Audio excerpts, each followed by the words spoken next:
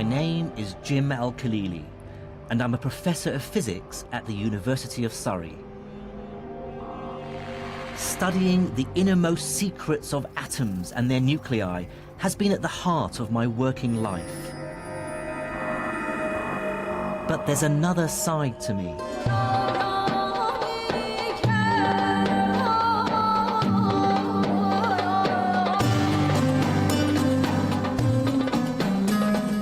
I was born and grew up in Baghdad to an English mother and Iraqi father, but left Iraq with my family in the late 70s when Saddam Hussein came to power. By then, science was already my great passion in life, and as I studied it further, I saw myself fully part of the Western tradition, inspired by names like Newton and Einstein. But buried away was this nagging feeling that I was ignoring part of my own scientific heritage. I still remembered my school days in Iraq and being taught of a golden age of Islamic scholarship, that between the 9th and 12th centuries, a great leap in scientific knowledge took place in Baghdad, Damascus, Cairo, and Cordoba. So I want to unearth this buried history, to discover its great figures and to assess exactly what their contribution to science really was. Are there medieval Muslim scientists who should be spoken of in the same breath as Galileo or Newton or Einstein? And crucially, what is the relationship between science and Islam?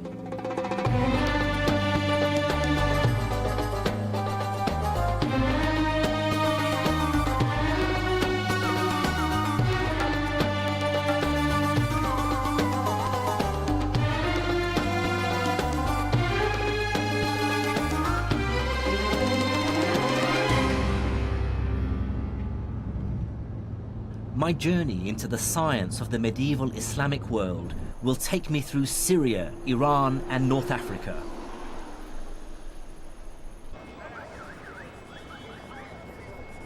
I started in the backstreets of the Egyptian capital, Cairo, with the realization that the language of modern science still has many references to its Arabic roots. Take scientific terms like algebra, algorithm, alkali. I instantly recognize these words as Arabic. And these are at the very heart of what science does.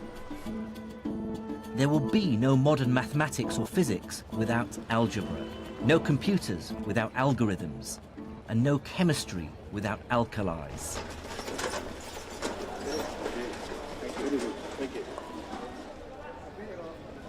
Surprisingly few people in the West today, even scientists, are aware of this medieval Islamic legacy. But it wasn't always so.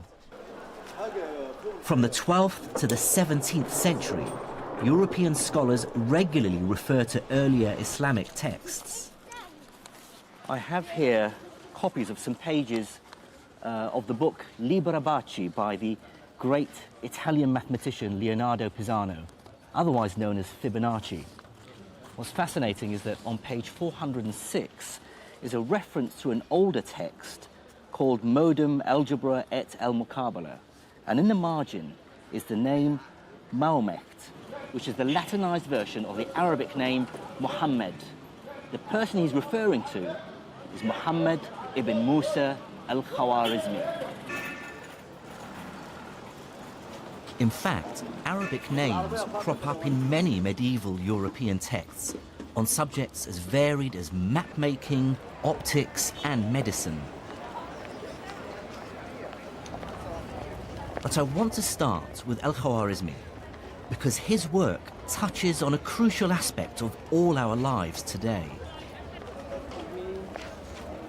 It's thanks to Al-Khwarizmi that the European world realized that their way of doing arithmetic, which was still essentially based on Roman numerals, was hopelessly inefficient and downright clunky. If I ask you to multiply 123 by 11, you may even be able to do it in your head. The answer is 1,353. but try doing it with Roman numerals. You'd have to multiply CXXIII by XI. It can be done, but trust me, it's not fun. Al-Khwarizmi showed Europeans that there's a better way of doing arithmetic. In his book entitled The Hindu Art of Reckoning, he describes a revolutionary idea. You can represent any number you like with just 10 simple symbols. The idea of using just 10 symbols, the digits from 1 to 9, plus a symbol for 0, to represent all numbers from 1 to infinity, was first developed by Indian mathematicians around the 6th century AD, and I can't overstate its importance. Let me show you. Here are the numbers in Indian Arabic numerals. 1, 2, 3, 4, 5, 6, 7, 8, 9. And here are the numbers we're more familiar with in the West. 1, 2, 3, 4, 5, 6, 7, 8, 9. And you can see the similarity between these numbers, in particular, for instance, the digits 2 and 3. If I tip this sideways, you can see now how they look like numbers 2 and 3. And what's powerful about these digits, this numerical system, is how it's simplified arithmetic calculations. But Al-Khwarizmi and his colleagues went further than just translating the Indian system into Arabic. They created the decimal point. This text, written a century after Khwarizmi, is by a man we know only as Al-Uqlidisi. Here he shows that this same decimal system can be extended to describe not just whole numbers, but fractions as well. The infinity of possibilities that lie in between the integers. Here's a copy of Al-Uqlidisi's manuscript where he showed how the decimal point is used for the very first time. He describes it by using a dash. Here are the digits 1, 7, 9, 6, 8, and you can see there's a small dash over the 9 indicating the decimal place. The idea of the decimal point is so familiar to us that it's hard to understand how people managed without it. But like all great science, it's blindingly obvious after it's been discovered.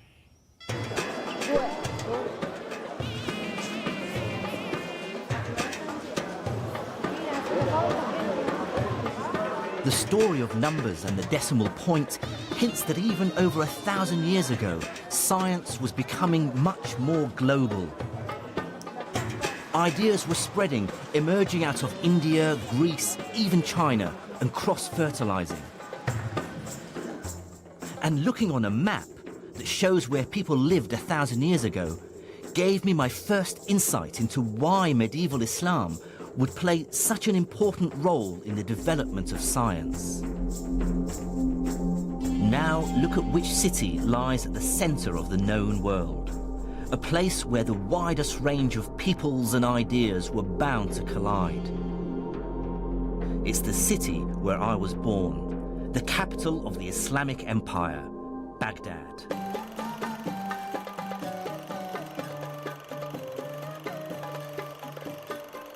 Recent events mean I can no longer visit the city. But these are the home movies of my cousin Faris, filmed in the 1960s. The Baghdad we knew then looked nothing like the bomb-wrecked city it is now. I certainly grew up proud to be associated with one of the world's greatest cities. Baghdad was founded in 762 AD by the Caliph Al-Mensur. His aim was to make it the glorious capital of a brand new empire, united by Islam, the rising religion of the time. The Abbasid caliphs had claimed their right to rule by declaring that they were directly related to the Prophet Muhammad, who had founded the new religion over 100 years earlier.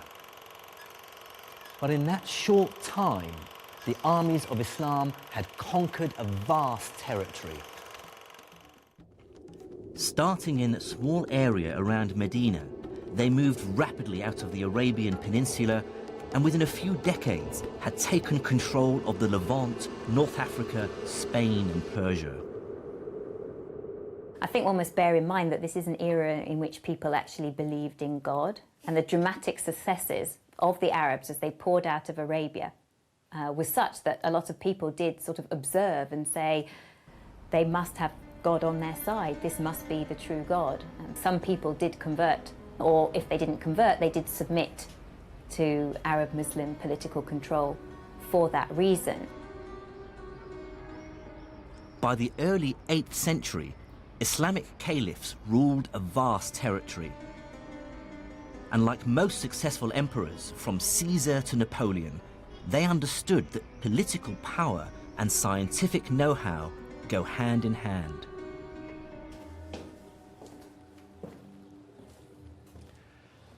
There were many reasons for this. Some were practical. Medical knowledge could save lives. Military technology could win wars. Mathematics could help deal with the increasing complexities of the finances of state. And Islam as a religion also played a pivotal role. The Prophet himself had told believers to seek knowledge wherever they could find it, even if they had to go as far as China. And many Muslims, I'm sure, felt that to study and better understand God's creation was in itself a religious duty.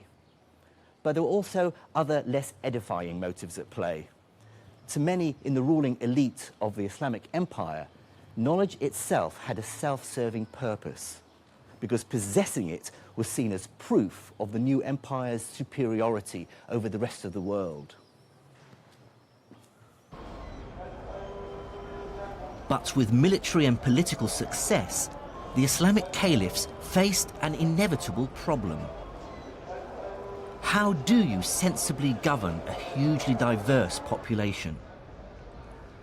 Although some of the empire had converted to Islam, they were still separated by huge distances and adhered to many different traditions and languages.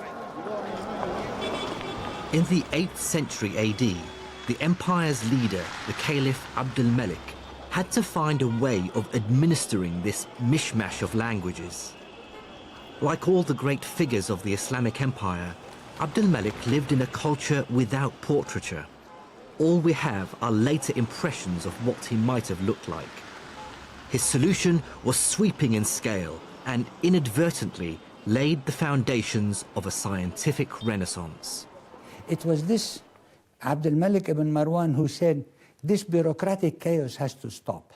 We cannot continue to run a government and govern all of this span of land with this Tower of Babel languages. So he wanted to govern it with a uniform language. That uniform language, of course, he wanted to be able to understand it, so he demanded that it be in Arabic.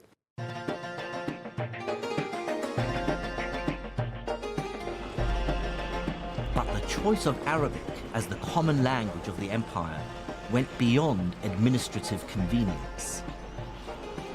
The decision had extra force and persuasiveness because Islam's holy book, the Quran, is in Arabic, and Muslims therefore consider Arabic to be the language of God.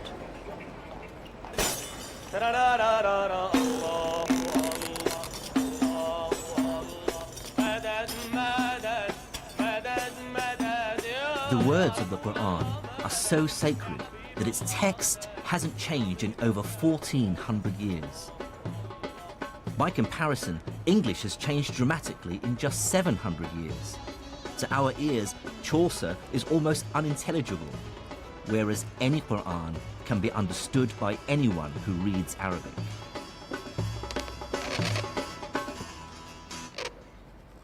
Making copies of the Quran has always been a specialized and highly respected job since the foundation of Islam. Calligraphy expert Naif Scarf, who lives in the Syrian capital Damascus, writes for mosques and in madrasas all over the country. These are words he's found himself writing over and over again, words of great significance for Muslims. They're the opening line to each chapter in the Quran. So what it says is, Bism illah ar-Rahman ar-Rahim. which means in the name of God, the most gracious and the most merciful. بده شكل مضبوط الفاعل المفعول وكذا ليكون الكتابة صح ولا تفهم المعنى بشكل صحيح.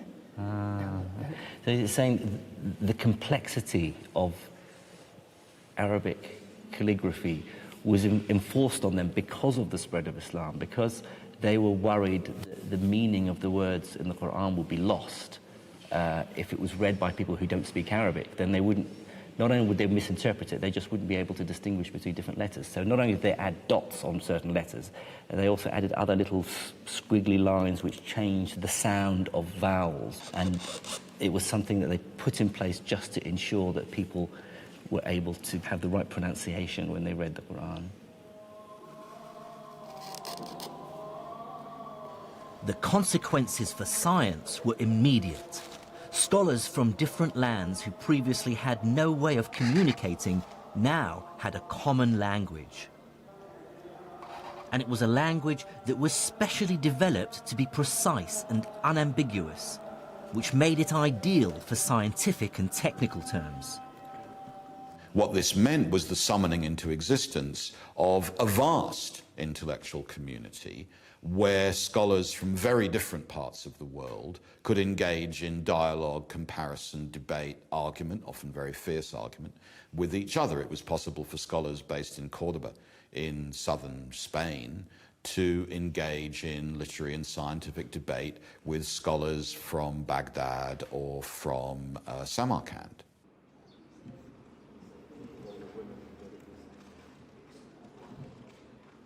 But I can tell you that scholars aren't motivated by the love of knowledge alone. There's nothing like a large hunk of cash to focus the mind.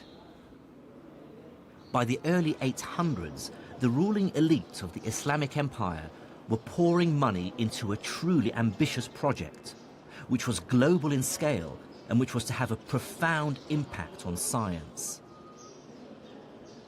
It was to scour the libraries of the world for scientific and philosophical manuscripts in any language. Greek, Syriac, Persian, and Sanskrit. Bring them to the empire and translate them into Arabic. This became known as the translation movement.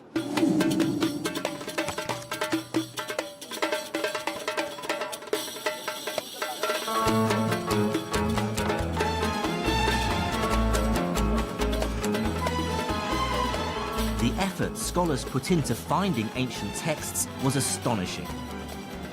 And one key reason for this is that bringing a book to the caliph, which he could add to his library, could be extremely lucrative.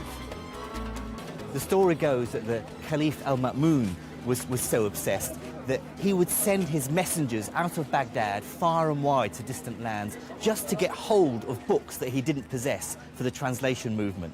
And anyone who brought him back a book that he didn't have, he'd repay him its weight in gold.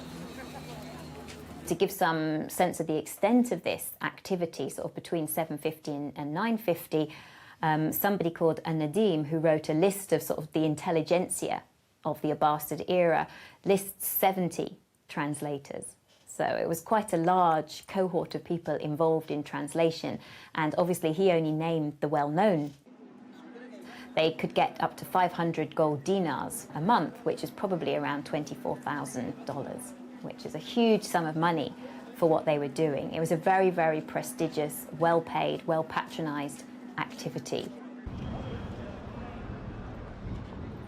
And motivating this global acquisition of knowledge was a pressing practical concern, one that rarely crosses our minds today. This is the new library at Alexandria in Egypt. But fresh in the memory of many in the empire was the story of the destruction of the original library at Alexandria centuries earlier, and the shocking loss of thousands of years of accumulated knowledge. One of the things that we tend to forget, because we live in an age of massive information storage and perfect communication, more or less, is the ever-present possibility of total loss. That was very, very important for medieval Islamic scholars. They knew extremely well that writings could be forgotten or buried or burnt or destroyed, that cities could pass away. And what we see in Baghdad or Cairo or Samarkand is exactly the gathering together, translation, analysis, accumulation, storage, and preservation of material that they were well aware could be entirely lost forever.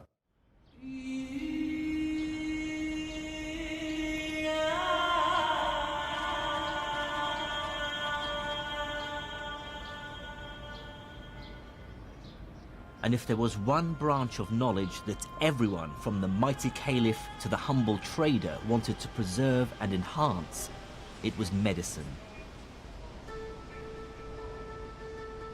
These were, after all, times when few lived to old age.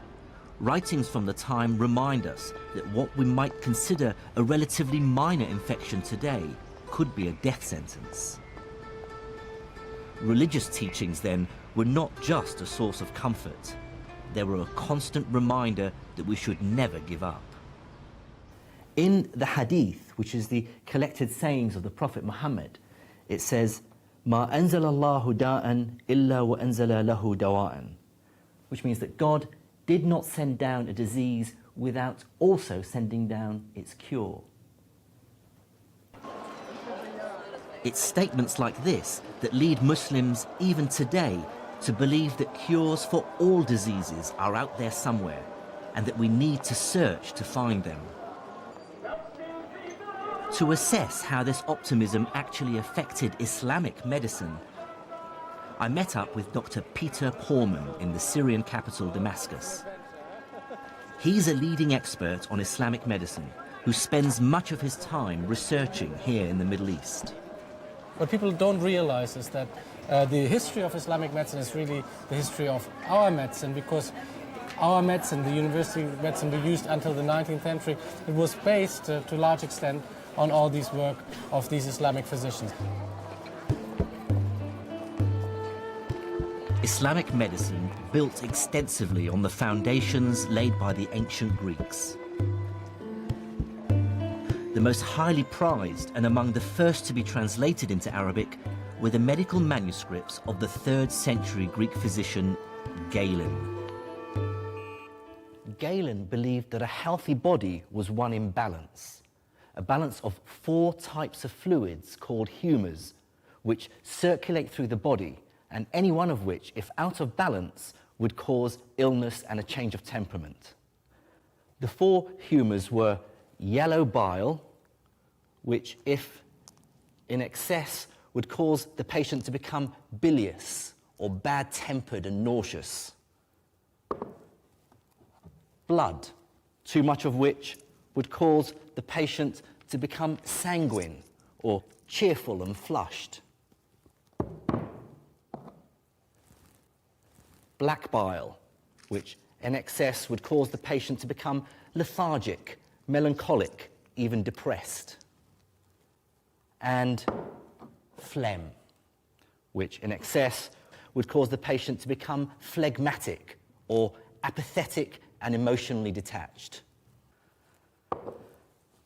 Galen argued that illnesses are caused by an imbalance in one of the humours, and so the cure lies in draining the body of some of that humour.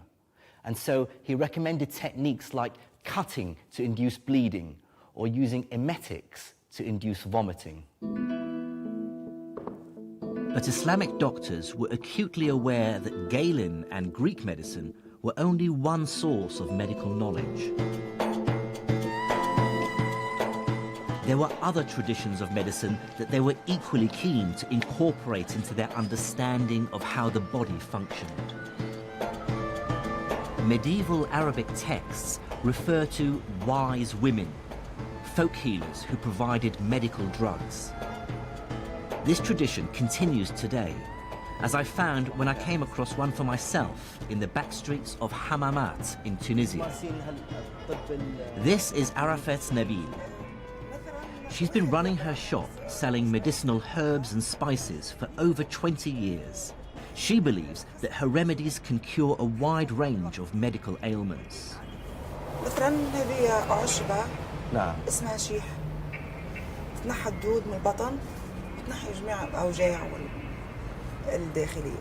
بعد من الزرنيخ ينحي الثعلبة، وبعشبة هذه اللي تراها انت تويكا تنحي تقولوا البرص. اوكي. مثال هذوما مثلا كما هذية وهذية للصرع والجنون. صرع يحطها ويحط شوية في المخدة نتاعو، ما عادش بك اللي يشدوك الكريز هذاك. وفي يعني مثلا من العصر اليوناني أقدم منها ما تستعمل ولا لو؟ والله ايش نقول لك، كل ما هو قديم في الأعشاب أنا نتبعه. فهمتني؟ باش نزيد معلومات. In the back streets of Tunisia, this knowledge is still being used. But medieval Islamic doctors were also aware of other traditions of medicine from China and India.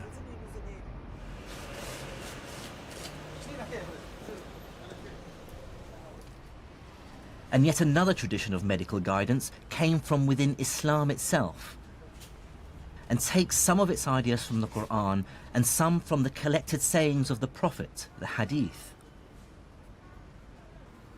In a bookshop in Monastir in Tunisia, I found a copy of a very popular book, available right across the Islamic world. This book is called The Prophet's Medicine.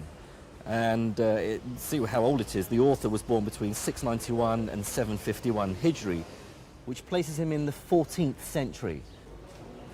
Here's an interesting bit where it deals with the plague. فَإِذَا سَمَعْتُمْ بِهِ بِأَرْضٍ فَلَا تَدْخُلُوا عَلَيْهِ وَإِذَا وَقَعَ بِأَرْضٍ وَأَنْتُمْ بِهَا فَلَا تَخْرُجُوا مِنْهَا فِرَارًا مِنْهُ. It says, if you come across a land where the plague has come down, then do not enter that land. And if the plague comes down onto your land and you're there, then do not leave your homes in the hope of escaping it. So it sort of makes a lot of sense. But here's quite an amusing part. It deals with epilepsy. And it says that the Greeks, or Galen, believed that epilepsy originated in the brain. So, however, they were ignorant. They didn't realize the true cause of epilepsy, which is the possession of the body by evil spirits. And it talks about the cure for epilepsy being exorcism. Hardly scientific. But Islam's most tangible contribution to medicine is less in its specific remedies and more in its overarching philosophy.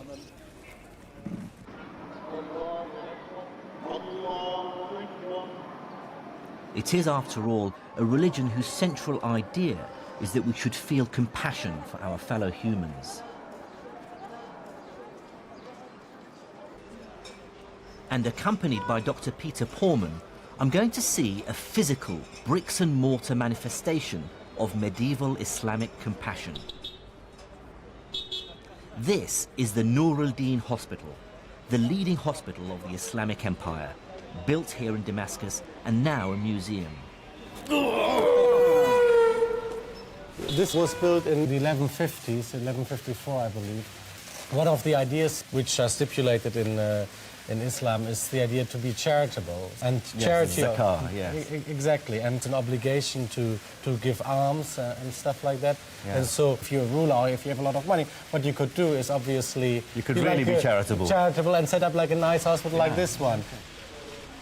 And within the hospital, Islam actively encouraged a high degree of religious tolerance, something we take for granted in modern secular society.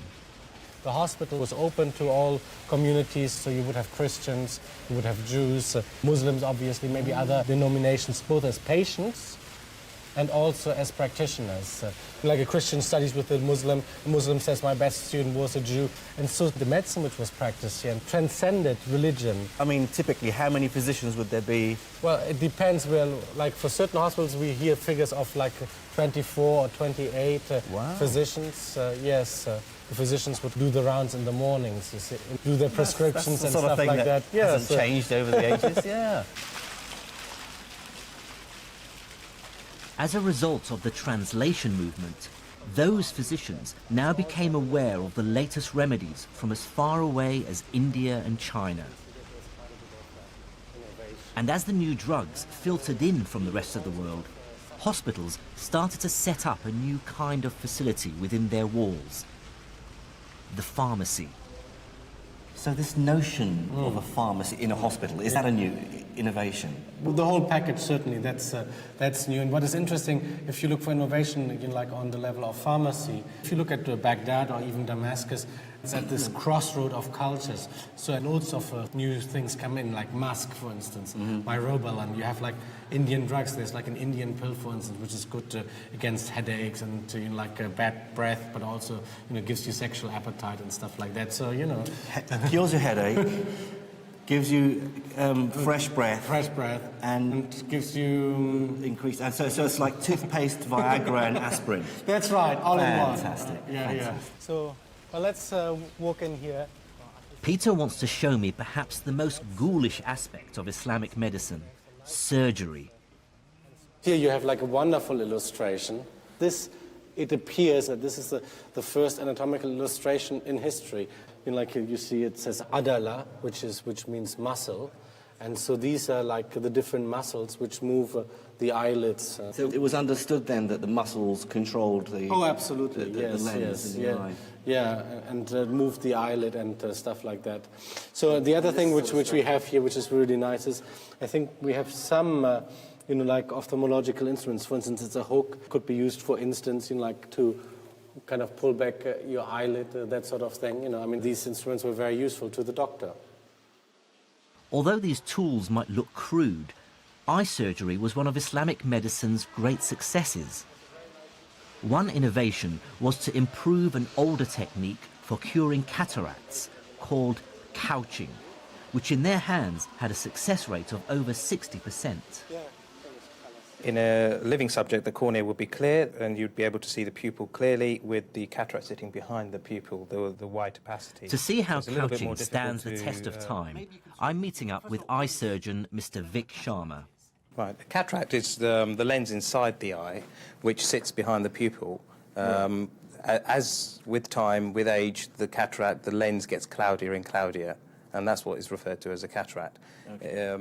I've brought along a replica of a medieval couching knife and a description of the treatment by Al-Uqlidisi, which is the Latin name for the great 10th century Islamic surgeon Al-Zahrawi.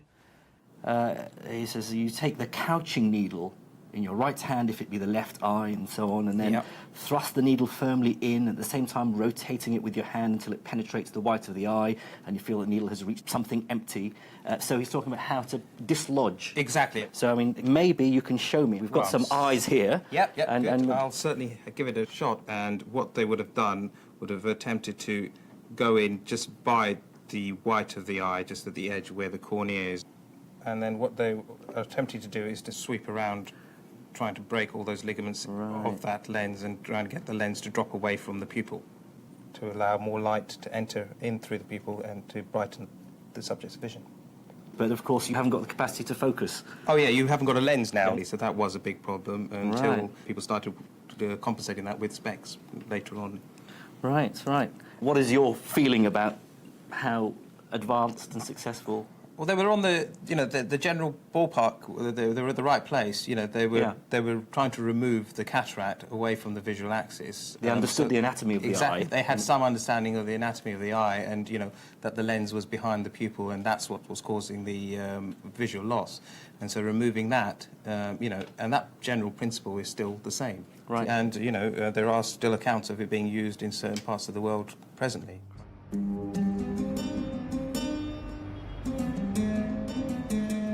Looking back at medieval Islamic medicine with modern scientific eyes is frustrating.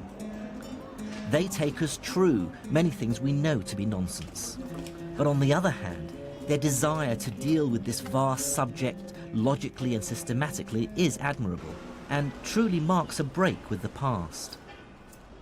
One Islamic scholar, more than any other, embodies the synthesis of religion, faith and reason. His name was Ibn Sina, or Avicenna, as he's known in the West. He was a polymath who clearly thrived in intellectual and courtly circles. In 1025, he completed this, Al-Qanun fil Tib, or the Canon of Medicine. In it, Ibn Sina collated and expanded on all that had gone before him, medical ideas from Greece to India, and turn them into a single work. So how would you place this book in a historical context? Oh, it's hugely important. I mean, there are a few books which are as important as the canon, because what this encyclopedia does, it kind of, sweeps away everything else. It becomes a textbook. It supersedes a lot of other texts, and people even complain that, it's so good, it's so tightly organized, it's so easily accessible that people forget to read the Greek sources and Arabic translations. This whole first book, this is the first book, contains what we call the kulliyat, the general principles. So it's all about how the human body works, how diseases work in general.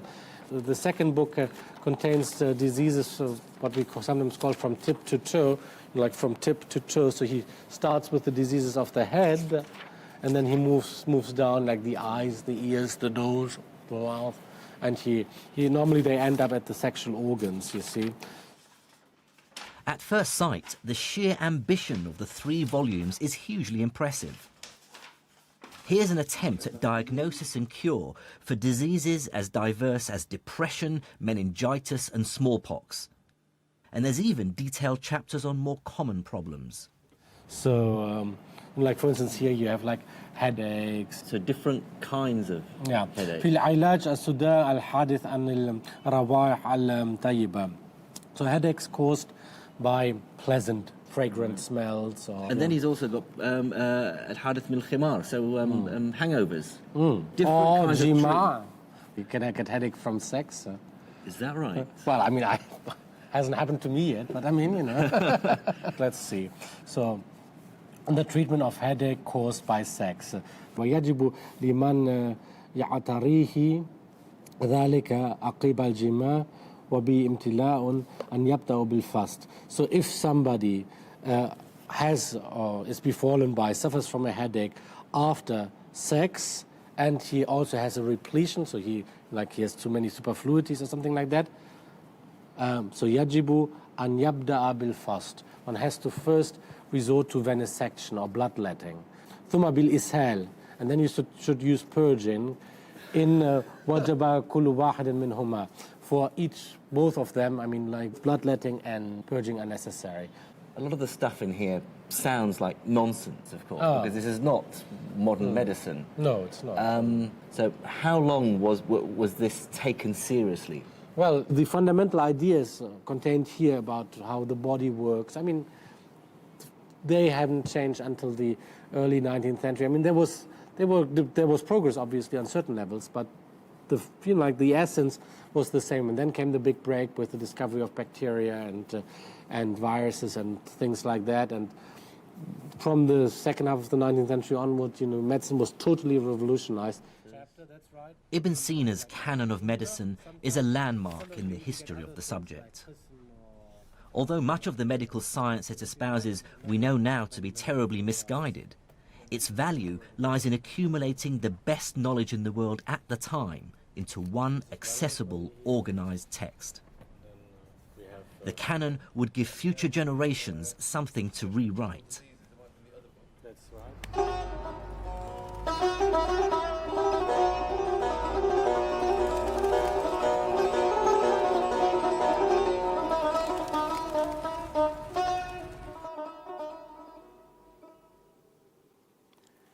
Cataloguing the world's medical knowledge has clear and obvious benefits.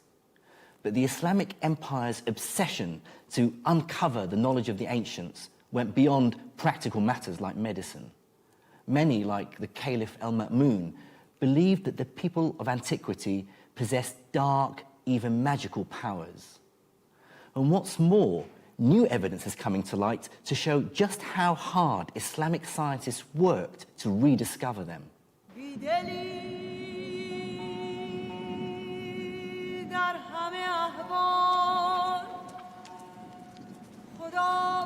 To find out about that story, I have to visit the harsh, burnt yellow of the Sahara Desert in Egypt.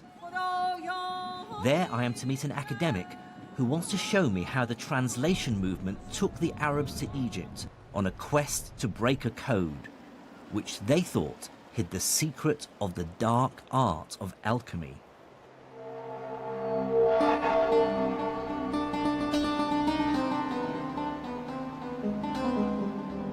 This is Saqqara, a necropolis or graveyard of the ancient pharaohs. Over a 10-acre site, it's a collection of burial chambers and step pyramids that were built in the 3rd millennium before Christ. These are said to be among the oldest stone buildings in the world. Mind the step here? Archaeologist Dr. Okasha Al-Dali is my guide. He was about to reveal the most astonishing story of my journey so far. Oh, look at that. Like most people, I believed that Egyptian hieroglyphs had remained completely undeciphered until the 19th century. Then came the chance discovery of the famous Rosetta Stone. This stone had the same inscription written in both hieroglyphs and Greek. It provided the crucial clues which British and French scholars used to decipher the writings of ancient Egypt. That's the usual story one hears. But Dr. Al-Dali has made a discovery that dramatically alters it. He has recently unearthed a number of rare works by the Islamic scholar Ibn Wahshiyya. What he did was figure out a correspondence between hieroglyphs like these and letters in the Arabic alphabet. If you look here, for example, at Ibn Wahshiyya's manuscript, you see he's giving us the Egyptian hieroglyphic signs that have phonetic value underneath. Yes, and they have the phonetic value in Arabic underneath. So look very carefully at this one. He says "seen" underneath that seat. Yes. Now look at this seat here. That is S. That seat in Egyptian hieroglyphic is used for the sign S, seen, which is what you see here, seen. That is the name of the god Osiris. Osiris. Oh, with an S. That's the seen. This is the letter H. This one here. This is the ha. The water wave Right. is the letter N, or noon in Arabic. T and the letter F. These are all letters. These are all letters. But then he realized... But how did he decipher the hieroglyphs? The one good thing about the early Arab scholars was their ability to link ancient Egyptian language, we call hieroglyphic, to link it with their own contemporary Coptic. They realized that Coptic is nothing but the later stage of ancient Egyptian language. And they realized this because the translation movement had literally placed hundreds of Coptic texts into their hands. The scholars could now see a direct link between hieroglyphs and Arabic. What fraction of these symbols would have been correctly deciphered? They got about 14 letters. They cracked more than half of the Egyptian hieroglyphic correctly. So that was a remarkable achievement for people in the 9th century, 10th century.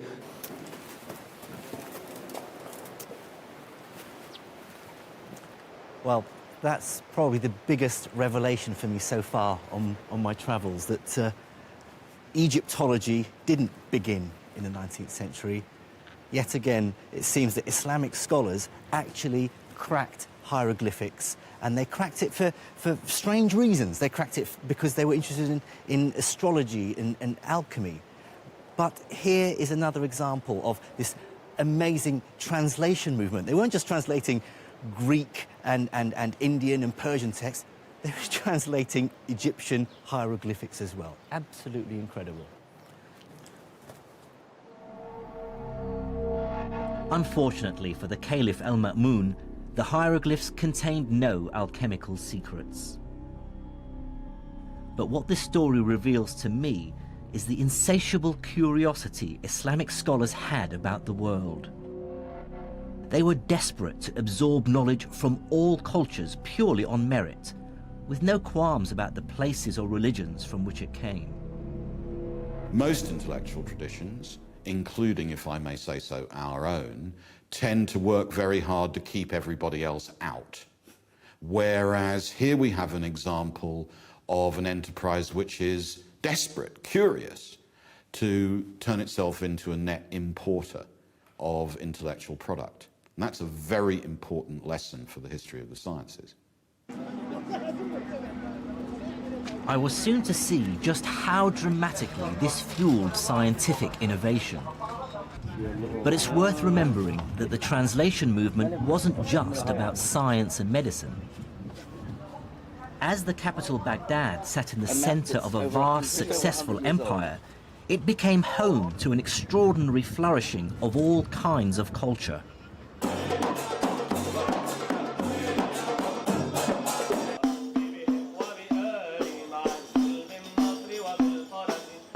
For this is the time described by 1001 Nights, of great and generous caliphs, magic carpets, great journeys, but also ambitious buildings, music, dance, storytellers and the arts.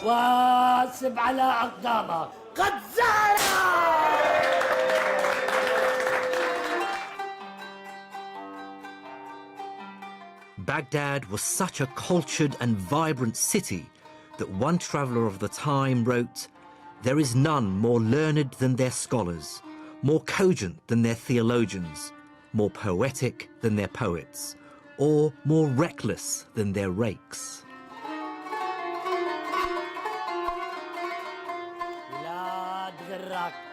It really must have felt like Baghdad and the Arabic Empire were the world leaders in civilization and culture. To be part of that city's growing intellectual elite must have been as exciting as it gets. It was a new Muslim city. It only started to be built in 756. So it has that sort of sense of almost being on a frontier, of being something new, of being something different. It was full of courtiers, it was full of sort of nouveau riche individuals who were trying to make their way at the Abbasid court. And it is the sort of a place, if you like, where innovation is valued and appreciated. At the heart of the city's intellectual life was a system called the Majlis. Now, the word Majlis could probably best be translated as salon or talking house. In 9th century Baghdad, what this meant was that the city's elite, the caliph, his courtiers, generals, and the aristocracy, would hold regular meetings, you might call them seminars or discussions, during which the city's cleverest men, the philosophers, theologians, astronomers, and logicians, would gather to discuss and debate their ideas. It was not the case that people were expected to adhere to a particular line or adopt a particular religion. They were allowed to express their own sentiments and their own views very freely. The point was that they should do so in elegant Arabic and a good logical reasoning. The effect of the Majlis was to create a heady mix of money and brains, with the best minds in the empire swapping ideas while simultaneously engaged in fierce competition for patronage. It's at this point my investigation into the first wave of Islamic science returns me to the man we first met at the beginning of this story in the back streets of Cairo, the great mathematician who brought the West the decimal system. Out of the very heart of this intellectual whirlwind came Al-Khwarizmi, mathematician, astronomer, courtier, and favourite of the Caliph Al-Ma'mun, who was a product of his age, an immigré from eastern Persia into Baghdad, surrounded by books, well-versed in learning from Greece, Persia, India, and China, and fearless in his thinking. Al-Khwarizmi brought together two very different mathematical traditions and synthesized them into something new. The capacity to have on your desk simultaneously two very different kinds of mathematics presses on models of what counts as calculation, what counts as measurement, and I think accelerates the process of intellectual change. The first of these traditions came from the Greek-speaking world. Greek mathematics dealt mainly with geometry, the science of shapes like triangles, circles, and polygons, and how to calculate area and volume. The other great mathematical tradition Al-Khwarizmi inherited came from India. They'd invented the 10-symbol decimal system, which made calculating much simpler. Thanks to the translation movement, Al-Khwarizmi was in the astonishingly lucky position of having access to both Greek and Indian mathematical traditions. he was able to combine geometrical intuition with arithmetic precision, Greek pictures and Indian symbols, inspiring a new form of mathematical thinking that today we call algebra. As a physicist, I've spent much of my life doing algebra, and I can't overstate its importance in science. But it is a strange idea. I remember being perplexed when my math teacher first started talking about mathematics not using numbers, but with symbols like X and Y. It's an incredibly liberating idea because it allows you to solve problems without getting bogged down in messy numerical calculations. So we have here this priceless manuscript, Kitab Al-Khwarizmi, Al-Khwarizmi's book. And Professor Ian Stewart has studied algebra for much of his working life. Together, we looked at an early copy of the book in which the idea really took form. I see here, although it's written sort of in the margin, the title of the book, Al-Jabr wal-Muqabala. So that's the first time the word Al-Jabr appears. Algebra. Algebra, that's where our word algebra comes from. Now, what I found very early on is that he said, I discovered that people require three kinds of numbers, judur wa amwal wa adad, so roots, squares and numbers. So what is he trying to do here? This is what we would now call x and x squared. This is quadratic equations. This really is algebra. So he's setting you up for a book about how to solve equations by algebraic methods. Okay, now quadratic equations I thought were around and being solved long before Al-Khwarizmi, back to Babylonian times. So, what's the big deal about this book? It's the point of view. He treats root and square as if they're objects in their own right. They're not just some number that we're trying to find out. They're a process you apply. What Al-Khwarizmi is thinking of is square means take the root and multiply by itself. And that recipe is true whatever the root might be. If it's 5, it's 5 times 5, it's 25. If it's 3, it's 3 times 3. He's giving you a general recipe, now called an algorithm, after him. The algorithm comes from... It comes from... It's another word that comes from Al-Khwarizmi, yes. Now, he talks about this procedure here on the next page. You take the number multiplying the root, and then you halve it, and then you multiply it by itself. Then you add it to the other number and take the square root. That's the algorithm, is it? That's right, and this is where you see the difference, because previous writers on the subject would have said things like, take half of 10, which is 5, square that, which is 25, and then they do another problem, take half of 12, which is 6, square that, which is 36, and they'd run you through this same process over and over again with different numbers, and it would be up to you to infer how to do it on the next problem. But he doesn't do that. He doesn't do that. He says, take half the root. Whatever the root is, take half the root. So half the root is actually an object. If the root is an object, half the root is an object. So you don't have to have in your mind what that root stands for. You can forget about what it stands for. When you come to square it, you just know, okay, I should square this thing. I don't care what the thing is. So you abandon temporarily this link with specific numbers, manipulate the new objects according to the rules that his book is explaining, and then the numbers that these objects represent in your particular problem will miraculously appear at the end, and you'll end up with x equals 3, or whatever it is. So how revolutionary do you regard Al-Khwarizmi's work? He made it possible for algebra to exist as a subject in its own right, rather than as a technique for finding numbers. The least interesting bit of an algebraic calculation is when you get to the end and discover that x equals 3. It's the route you take to get there. But if it was a special route for each problem and a different route for each problem, that wouldn't be interesting either. It would just be a big mess. There's this beautiful general series of principles, and if you understand those, then you really understand algebra.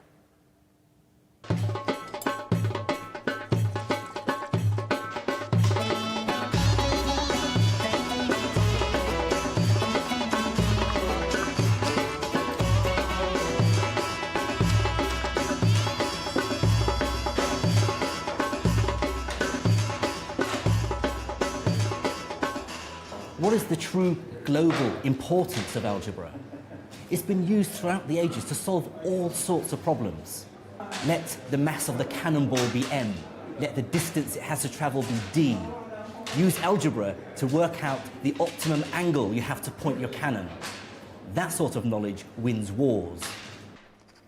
Or let's call the speed of light c, the change in mass of an atomic nucleus m, and then calculate the energy released with the following algebraic formula: E equals mc squared. Mastery of that information truly is power.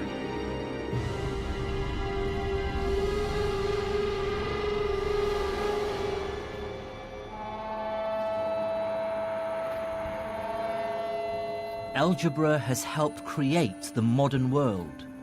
Our science is unimaginable without it. It sums up so much that was remarkable about medieval Islamic science, taking ideas from Greece and India, combining and enhancing them. Similarly, modern medicine owes a considerable debt to the work of the Islamic physicians. But I think the real story of what happened to science in the Islamic world in the 8th and 9th centuries tells us more than any single discovery. What it really tells us is about the universal truth of science itself. I believe that the first great achievement of the medieval Islamic scientists was to prove that science isn't Islamic, or Hindu, or Hellenistic, or Jewish, Buddhist, or Christian. It cannot be claimed by any one culture. Before Islam, science was spread across the world. But the scholars of medieval Islam pieced together this giant scientific jigsaw by absorbing knowledge that had originated from far beyond their own empire's borders. This great synthesis produced not just new science, but showed for the first time that science as an enterprise transcends political borders and religious affiliations. It's a body of knowledge that benefits all humans. Now that's an idea that's as relevant and as inspiring as ever.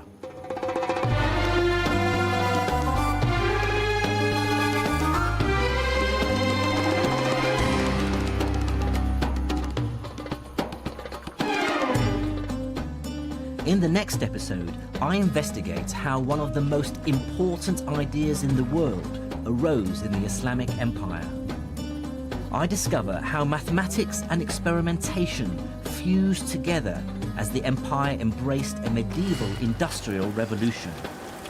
And in Cairo, I find out how these ideas led directly to today's world of science and technology.